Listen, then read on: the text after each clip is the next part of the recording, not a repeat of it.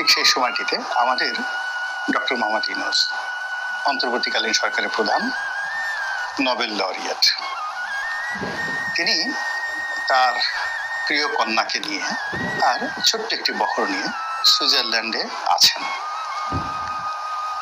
একটি সম্মেলন, সেই সম্মেলনে তিনি অংশগ্রহণ করবেন এবং এই সম্মেলনে আপাতত আমাদের কোনো স্বার্থ নেই, আপাতত কোনো ভবিষ্যৎ নেই। এই সম্মেলনে সাধারণত বাংলাদেশ যায় না। ওয়ার্ল্ড ইকোনমিক ফোরাম, এখানে বাংলাদেশ সাধারণত যায় না। এর কারণ হলো এখানে যে সকল অর্থনৈতিক বিষয় নিয়ে আলোচনা হয়, যে সকল বিষয় নিয়ে সিদ্ধান্ত হয় এবং এখানে যারা স্বার্থ সংশ্লিষ্ট রাষ্ট্র, তাদের সঙ্গে আমাদের যে লেনা দেনা বা দ্বিপাক্ষিক যে লেনা দেনার যে বিষয় আদি, এগুলোর কোনো এখানে কোনো স্কোপ নেই। আমাদের যে ব্যবসা বাণিজ্য এর বিরাট অংশই এখন ভারতের সঙ্গে হয়, অলমোস্ট 60%, বাকিটা চীনের সঙ্গে হয়।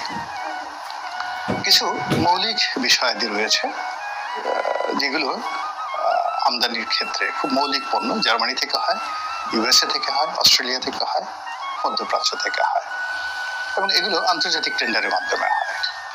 আমাদের দেশের যে ডাইরেক্ট ফরেন ইনভেস্টমেন্ট, রেমিটেন্স, মানে বিদেশি যে খাতগুলো রয়েছে, এই খাতগুলোতে এই যে ফোরামে যারা আসবেন তাদের কারোরই সঙ্গে এখানে ডাইরেক্ট ইনভেস্টমেন্ট কিংবা সেই দেশে জনশক্তি রপ্তানি কিংবা আমাদের দেশের কোনো প্রকল্পে অর্থায়ন, এরকম কোনো বিষয় এই সম্মেলনে নেই। তারপর আমাদের ডক্টর মোহাম্মদ ইউনূস সাহেব সেখানে গিয়েছেন।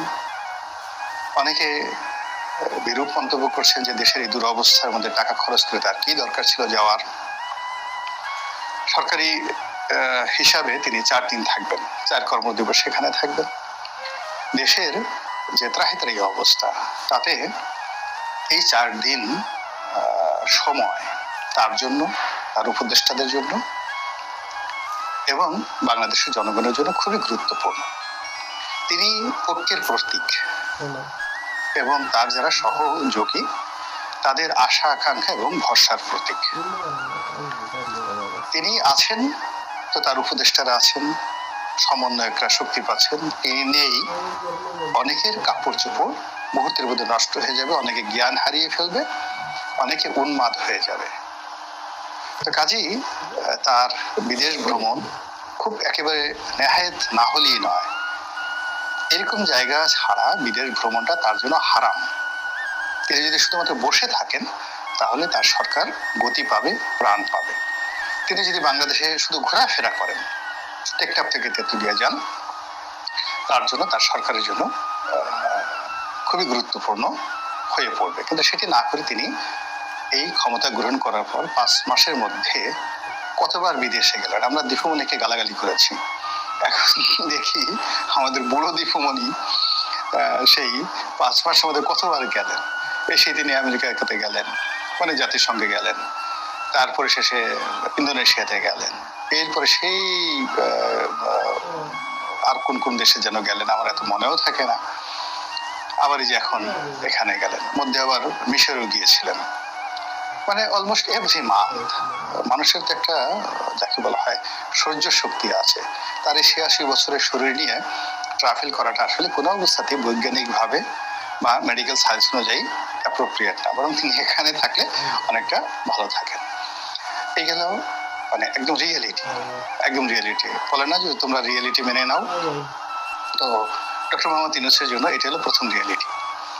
দ্বিতীয় রিয়েলিটি হলো যে তিনি যে কোনো সময় ভেঙে যেতে পারেন, পালিয়ে যেতে পারেন, চলে যেতে পারেন, এরকম একটা ভয়, আতঙ্ক জনগণের মধ্যে কাজ করে, তার সহযোগীদের মধ্যে কাজ করে, আর তার যারা ঘনিষ্ঠ বন্ধু তারা এটা বিশ্বাস করে।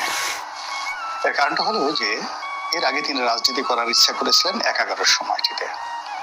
তো অনেকদিন তিনি 11-র যারা কুশীলব তাদেরকে ঘোরালেন, আসবেন কি আসবেন না। তারপরে আবার যখন তিনি নিজে না এসে তার বন্ধু ফখরুদ্দিন সাহেব তাকে দিলেন, দেওয়ার পরে বন্ধু বান্ধবের পরামর্শে তিনি এটা রাজনৈতিক দল করার জন্য মনস্থির করলেন যেন দীর্ঘমেয়াদে বাংলাদেশে একটা ইতিহাস সৃষ্টি করতে পারেন। কিন্তু দেখা গেল যে এখানে কিছু বাস্তব সমস্যা আছে, সেই সমস্যাগুলো দেখে তিনি ভয় পেয়ে গেলেন এবং এয়ারপোর্টে এসে কান ধরে তিনি তওবা করলেন, আর এই কাজে তিনি জড়াবেন না। ফলে তার সাথে যারা যারা নেমেছিলেন বলতে গেলে সবাই বিপদে পড়লেন, অনেকে বেজ্জিত হয়ে গেলেন, অনেকের রীতিমতো বাকরুদ্ধ অবস্থা তৈরি হয়ে গেল। তো ওই মানুষগুলো এখন যে কথাগুলো বলছে পর্দার আড়ালে, যে উনি আবারও উড়াল দিতে পারেন, ফুরুত করতে পারেন, যে কোনো সময় চলে যেতে পারেন, অসুস্থ হয়ে যেতে পারেন, দেশের মধ্যে অসুস্থ হতে পারেন, দেশের বাইরে অসুস্থ হতে পারেন, এই কথাগুলো বাজারে ভীষণ রকম